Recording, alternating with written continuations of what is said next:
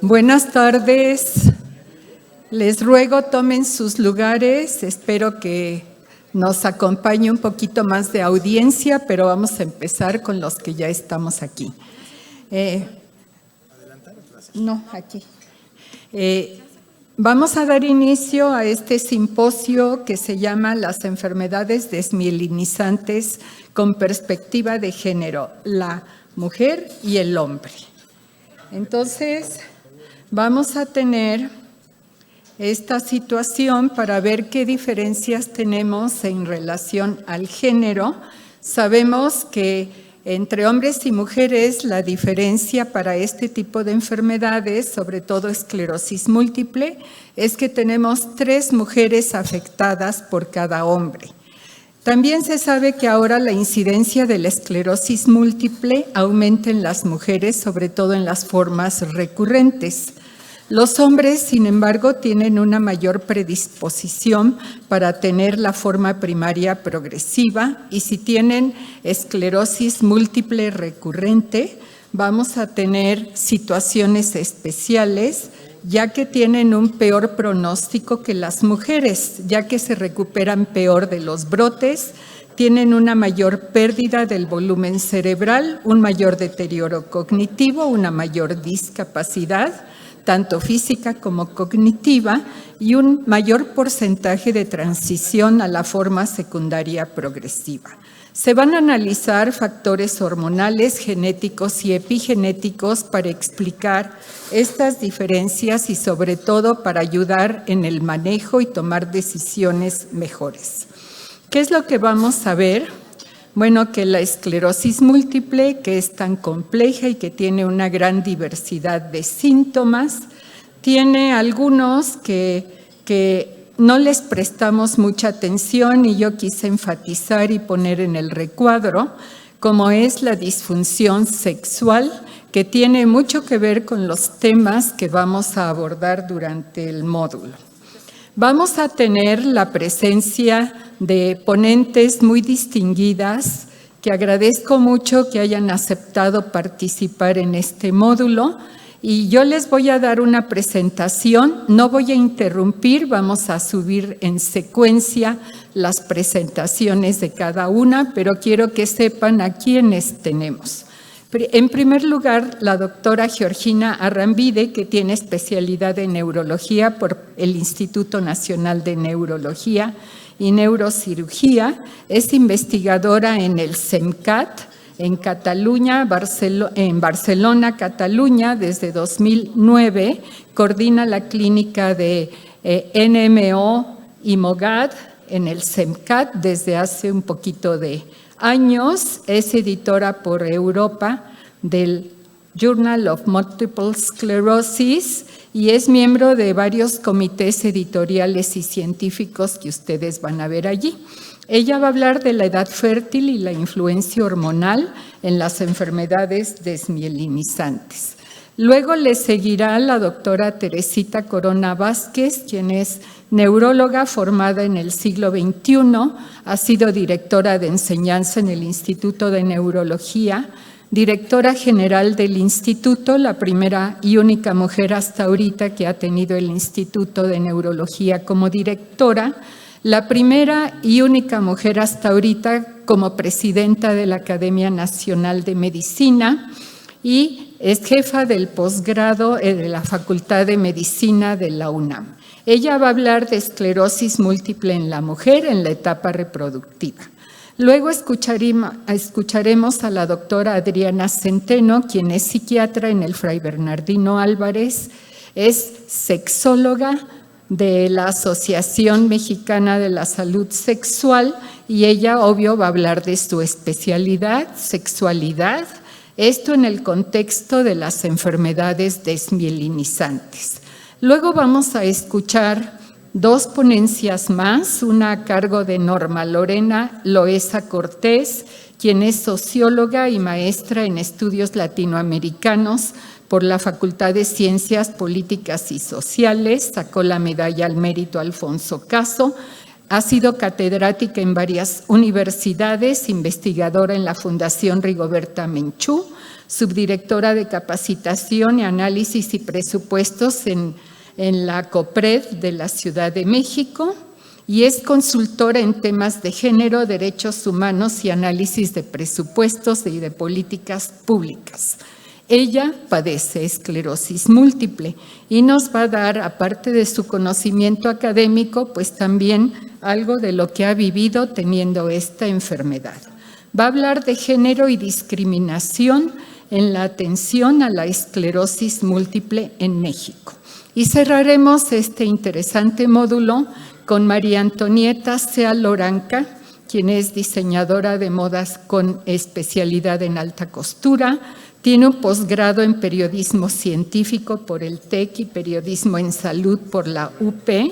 Ha escrito artículos médicos y ha sido encargada de la sección Salud y Mujer en un noticiero médico en la radio, titular del sitio digital Conoce la esclerosis múltiple y tiene un canal de YouTube al respecto. Ha creado y consolidado la Fundación Caminemos.mx para apoyo a las personas con enfermedades desmielinizantes y también padece esclerosis múltiple.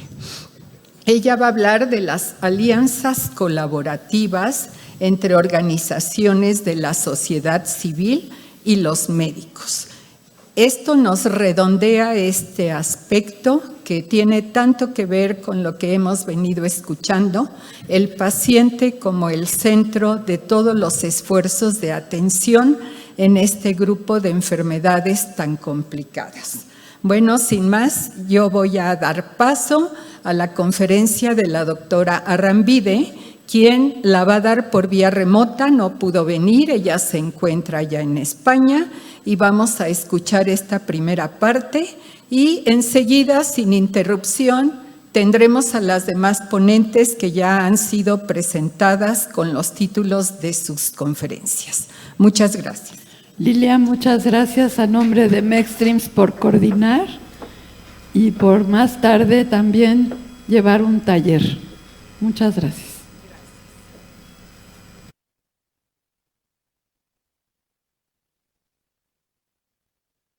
Hola a todos y bueno, a la doctora Núñez muchas gracias por la presentación y a Mexstreams por la invitación. Espero en otra ocasión poder estar en persona. Y nada, pues vamos a empezar aquí con esto. Estos son mis conflictos de interés y este es el guión que vamos a seguir ahora durante la charla. Como todos sabéis, la mayoría de las enfermedades autoinmunes ocurren más frecuentemente en mujeres que en hombres y la esclerosis múltiple no es excepción. Y esto quiere decir entonces que la respuesta inmune es diferente entre hombres y mujeres. Lo que sabemos, por ejemplo, es que probablemente en relación al estado reproductivo y demás, es por esto que el sistema inmune es en general mejor en la mujer para defendernos de infecciones o de algunas células neoplásicas, pero por contra nos predispone más a desarrollar enfermedades autoinmunes. Y lo que sabemos es que el sistema inmune pues eso, se comporta diferente en hombres y mujeres. En relación a las respuestas inmunológicas innatas, en las mujeres lo que destaca sobre todo es que las células presentadoras de antígenos son más eficientes que en hombres, mientras que también vemos diferencias en las respuestas de la inmunidad adaptativa. Entonces, en comparación con los hombres, las mujeres tienen unas cuentas más elevadas de linfocitos CD4 y por ende también una ratio mayor de CD4 con CD8, aunque a la vez también hay un mayor número de células CD4 y CD8 activadas y de linfocitos E que proliferan. Además, también podemos ver un incremento en el número de linfocitos B, así como de las inmunoglobulinas que se producen por el linaje de células B. Pero entonces, si hay esta predisposición, ¿por qué no todo el mundo desarrolla una enfermedad autoinmune? Porque hay una interrelación muy compleja entre factores genéticos y epigenéticos, como ha dicho ya la doctora Núñez, en las que tenemos unos factores de susceptibilidad genética y en las personas que tienen dicha susceptibilidad y están presentes o están expuestas a ciertos factores ambientales que funcionan como gatillos o desencadenantes, pues entonces desarrollan la enfermedad. Pero lo que pasa con las hormonas sexuales es que funcionan también más como moduladores o factores moduladores de cómo se comporta la enfermedad. Entonces, en los efectos así a nivel sexual, en cuanto a las mujeres, lo que sabemos es que a lo largo de la vida reproductiva, estos van cambiando.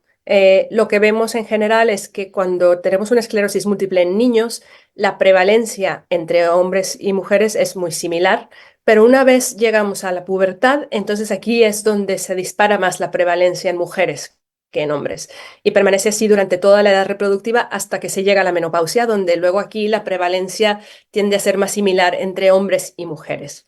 También sabemos que la enfermedad se comporta diferente, sobre todo tiene un componente mucho más inflamatorio a partir de la pubertad, con algunos cambios en el embarazo y en el puerperio que comentaremos ahora más adelante, pero que también en general tiende a recuperarse mejor de los brotes hasta que se llega a la menopausia, donde tiende a haber una mayor progresión un poco más parecida a lo que vemos en los hombres.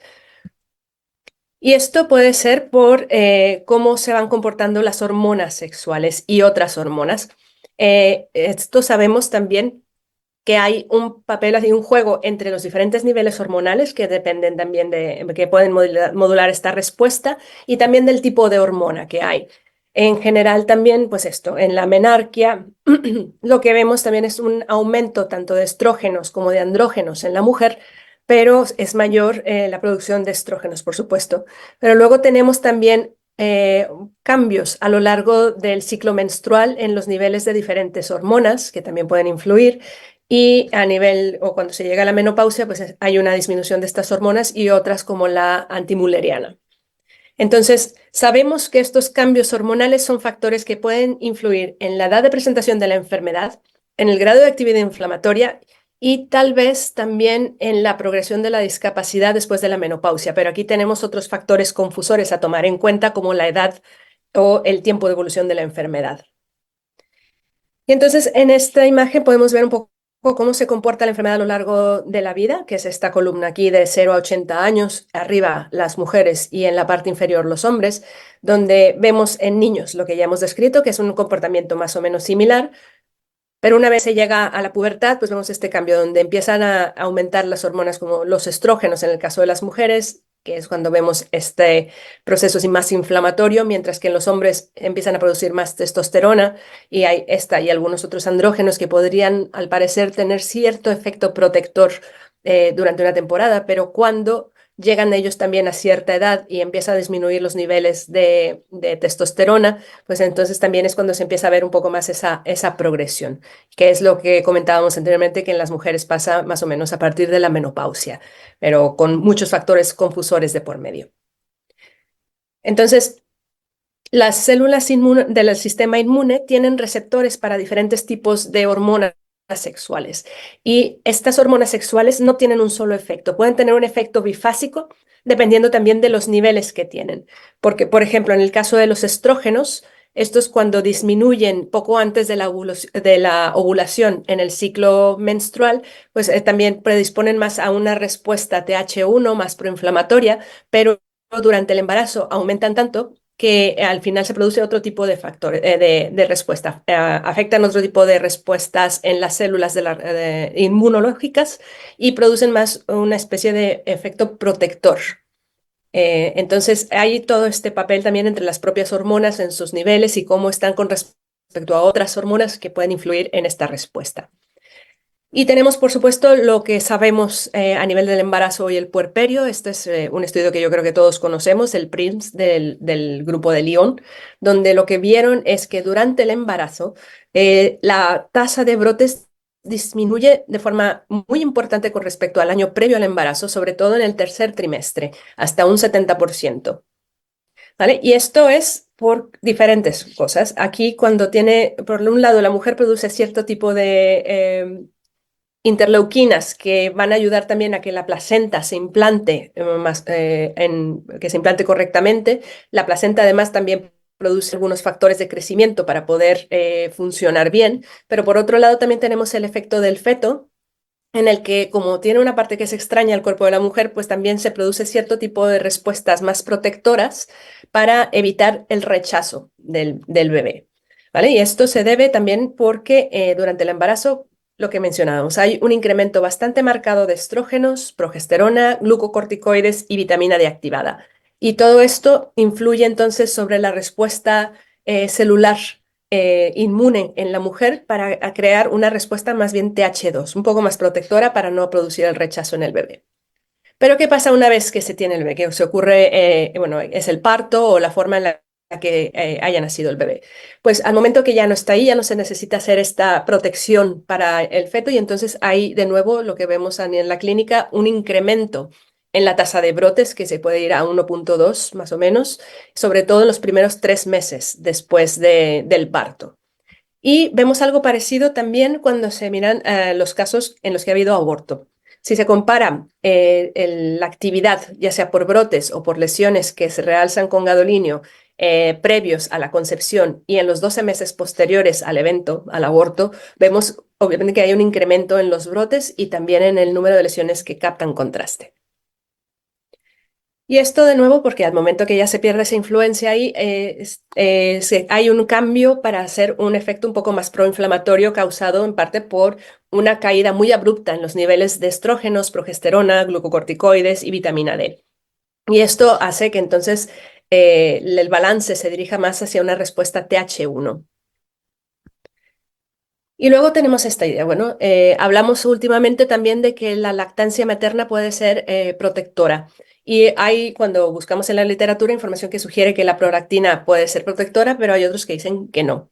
Y de nuevo aquí es porque probablemente tiene un efecto bifásico. Y hay este modelo experimental que tenemos aquí, en el que vemos que puede tener un efecto más proinflamatorio, en el que hace que las células también produzcan más citoquinas proinflamatorias como interferón gamma, cuando hay concentraciones bajitas o fisiológicas incluso de prolactina o cuando hay una exposición muy cortita a esta hormona.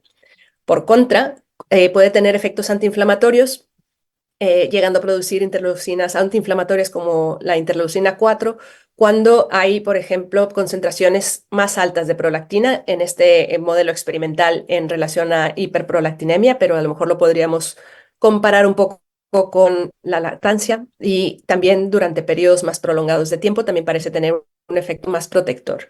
Entonces, tal vez existe este efecto protector durante la lactancia debido a estas concentraciones de prolactina más elevadas y a una exposición a ellas durante más tiempo. ¿Qué sabemos entonces sobre otro tipo de exposiciones hormonales? Esta es una enfermedad que afecta a mujeres en edad fértil, entonces es muy común el uso de anticonceptivos, sobre todo orales. Pero en esto los estudios que tenemos son un poco contradictorios. Hay desde algunos que dicen que tienen un efecto protector, otros que no hacen nada y otros que tienen un riesgo incrementado. Pero todos estos estudios tienen diferentes limitaciones, como tener un diseño más observacional, un tamaño de muestra muy pequeñito, o que sea información obtenida de encuestas en las que no tenemos información sobre los componentes del anticonceptivo y la duración de la exposición, o que no se toman en cuenta otros factores confusores, que es lo que miramos un poco en la cohorte de primeros brotes del SEMCAT hace unos años, donde evaluamos el uso de anticonceptivos en estas mujeres que estaban aquí.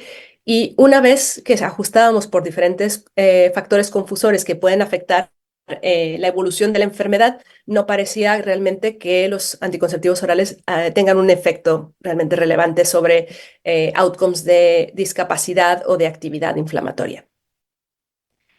También es más frecuente ahora que veamos a pacientes que están con terapias de reproducción asistida y en esto también la información que tenemos es muy poca, pero hay una cosa en particular que se va reportando más frecuentemente y es que el uso de agonistas GnRH sí que puede incrementar la actividad de la esclerosis múltiple a corto plazo, más o menos en los 3 meses después de la exposición.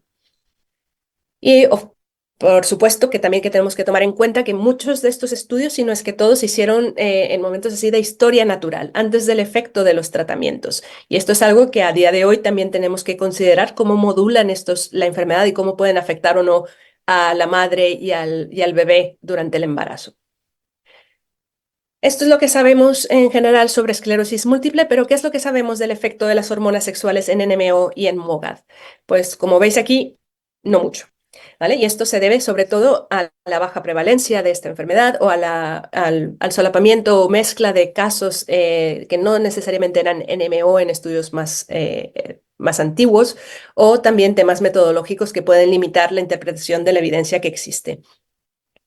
¿Qué podemos ver o que nos haga pensar un poco cómo puede afectar las hormonas sexuales en la NMO?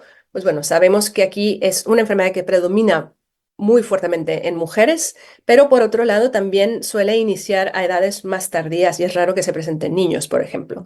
Mientras que en el MOGAD hay, aparte de que también es una enfermedad que conocemos desde hace menos tiempo y sabemos menos, pues vemos que después de la pubertad sí que hay una cierta predominancia en mujeres, pero no es tan marcada como la esclerosis múltiple.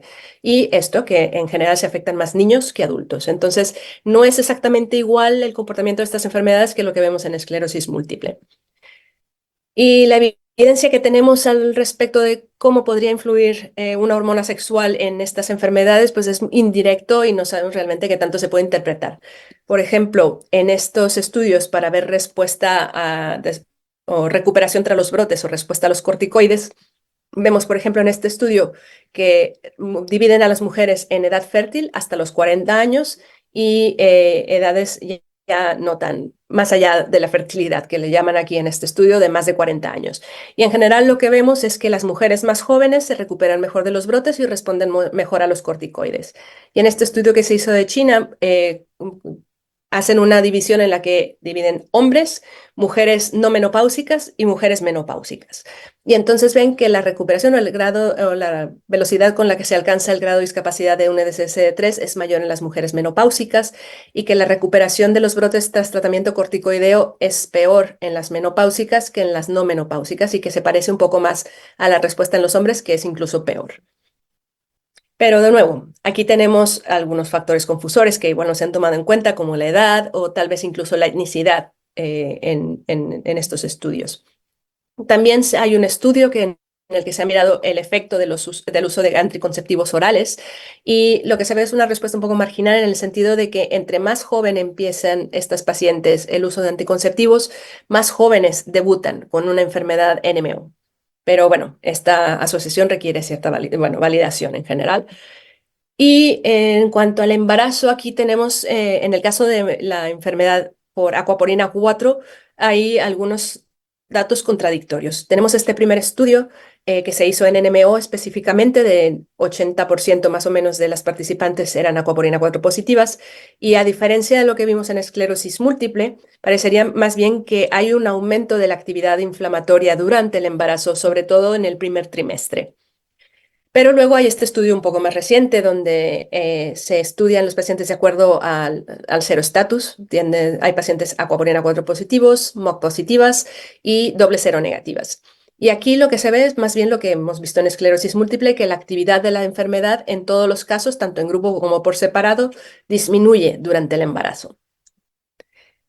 Entonces, es poca la evidencia con MOG y con doble cero negativos, pero parece que ahí disminuye bien. Con acuaporina 4 hay esta información conflictiva. Y en el posparto, lo que vemos es ahora sí muy parecido o muy similar a lo que vemos en esclerosis múltiple, que durante los primeros 3 meses posparto se incrementa la tasa de brotes y cuando se mira específicamente también ya por grupos, se ve que esto es sobre todo, se ocurre en cada uno por separado, en los MOG, en los doble cero negativos y en los acuaporina 4, pero en los que parece que ya realmente tiene más un efecto rebote es específicamente en los acuaporina 4. Y en el estudio este más reciente de Colón, aparte lo que ven es que las personas que tienen más riesgo de brotes durante el embarazo o en el puerperio son aquellas mujeres a las que se les retira la medicación durante el embarazo, sobre todo a las acuaporina 4 positivas. Y una cosa que hay que comentar también, y que no sé si me voy a solapar mucho con la charla del doctor Navas, es que no solo las hormonas sexuales podrían afectar cómo se comporta la NMO-QP4 positiva, sino que los propios anticuerpos pueden afectar los outcomes del embarazo. Y esto es porque el antígeno acuaporina 4 también se expresa en la placenta y los anticuerpos cruzan la placenta hacia el feto. Hay algunos estudios que muestran también que hay células NK en la decidua materna en los pacientes con NMO y que probablemente a lo mejor se activan estas células y afectan a la propia placenta. Hay otros estudios en NMO, pero bueno, muy preliminares y más experimentales, donde en el embarazo se ve también una alteración TH1, TH2 o TH17 Treg, pero estos cambios a diferencia de la esclerosis múltiple, comentan que podría provocar más inflamación y contribuir a las complicaciones en el embarazo, pero bueno, esto es algo que tenemos que realmente confirmar. Y la propuesta de cómo funciona esto en NMO es que una vez el anticuerpo se une a la acuaporina 4 en la placenta, pues se produce la activación del complemento y por ello se forma el complejo de ataque a membrana, pero también se produce una citotoxicidad celular mediada por complemento que va a provocar una inflamación en la placenta. Y si esta es lo suficientemente grave, entonces se puede producir un aborto. Y en ese sentido hay este estudio en el que se miran en mujeres con acuaporina 4, que son acuaporina 4 positivas y al menos un embarazo después del inicio de la enfermedad, pues miran dos outcomes. Uno de ellos es el aborto, que lo pudieron mirar en 40 mujeres. Y vemos aquí, esta línea representa el momento en el que debuta la NMO. Y entonces vemos en estos triángulos rojos que la frecuencia de abortos era mayor una vez empezaba la enfermedad que antes. Y en el estudio de Colón lo vieron que era más o menos un 11%. Y los factores de riesgo principales para que pase esto, bueno, más bien esto pasa independientemente de la edad o de historias previas de embarazo. Pero de forma interesante, lo que se ve también es que en las pacientes que permanecían con mayor actividad de la enfermedad durante el embarazo o el puerperio, tenían más riesgo o tenían más frecuentemente abortos que aquellas que tenían un mejor control de la enfermedad. O sea que también a lo mejor se pasan más anticuerpos a la placenta y se produce más esto al estar más activas. Y el otro outcome que miraron fue la preeclampsia en 57 mujeres y vieron que esta era la frecuencia era mayor que lo que se reporta en estudios poblacionales y que era sobre todo en mujeres que habían tenido abortos previos o sobre todo pacientes que tenían de forma concomitante al menos otras dos enfermedades autoinmunes. Y esto puede ser porque suelen ser enfermedades como el síndrome antifosfolípido o lupus, que ya por sí pueden afectar a nivel vascular y a lo mejor eso es lo que predispone a la preeclampsia más que el propio anticuerpo. Y con esto entonces vamos a concluir comentando que los cambios hormonales durante la edad fértil modulan el sistema inmune en estas enfermedades y que tienen una relación muy compleja con otros factores de susceptibilidad. Y que específicamente en esclerosis múltiple los cambios en los niveles y subtipos de las diferentes hormonas sexuales a lo largo de la edad reproductiva pueden incrementar o disminuir el grado de actividad, pero no son los únicos factores predictivos. Tenemos que recordar eso. Y en esclerosis múltiple tenemos evidencia limitada sobre el efecto de prolactina, uso de anticonceptivos orales y de terapias de reproducción asistida, aunque sí que parece que los agonistas GnRH pueden incrementar temporalmente el riesgo de brotes. En NMO y MOGAD la evidencia del papel de las hormonas sexuales es mucho más limitado, pero puede ser, al menos en algunos casos, algo similar a lo que sabemos en esclerosis múltiple, al menos en lo que se ve respecto al incremento en el riesgo de brotes en el posparto inmediato, especialmente en las pacientes AQP4 positivas. Y en las enfermedades, en las mujeres con NMO AQP4 positivas, siempre también hay otro papel ahí más complejo en el que interactúan también no solo los cambios hormonales, sino el propio anticuerpo contra acuaporina 4, con evidencia que sugiere que podría haber un incremento en el riesgo de abortos y de preeclampsia. Y con esto solo agradecer a la doctora Tintoré por alguna de las diapositivas que me facilitó para esta presentación y gracias a todos por vuestra atención.